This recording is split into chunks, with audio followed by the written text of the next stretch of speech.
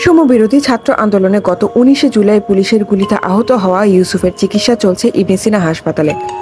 ইউসুফের ডান চোখের পাশ দিয়ে গুলিবিদ্ধ হয়ে মাথার অপর পাশ দিয়ে বের হয়ে যায়। দেখতে পাচ্ছেন, এটি ওই অপারেশনেরই ফলাফল।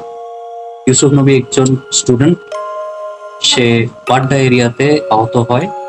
তার এই অবস্থানটা তার মুখে শুনবো আমরা। গুলিটা কোথায় কোথায় তুমি গুলিবিদ্ধ হও? কোন স্থানে? বাড্ডাতে। তুমি কি বাড্ডাতেই থাকো? বাড্ডারই বাসিন্দা। আচ্ছা, এটা কয় তারিখে তোমার গুলিটা লাগে? 19 জুলাই। 19 জুলাই। আচ্ছা, যখন ব্ল্যাক আউট চলছিল, ইন্টারনেট ব্ল্যাক আউট। আচ্ছা, তুমি এমনিতে স্টুডেন্ট, আর কোনো জব টব করতে না?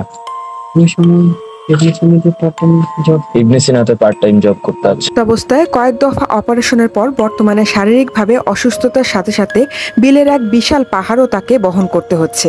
আন্দোলনে অংশগ্রহণ ও গুলিবিদ্ধ হওয়ায় বিবেচনা স্বরূপ ইবনে সিনা হাসপাতাল 14 লক্ষ টাকা মওকুফ করেছে এবং তার পরবর্তী চিকিৎসা বিনামূল্যে করারও প্রতিশ্রুতি জানিয়েছে।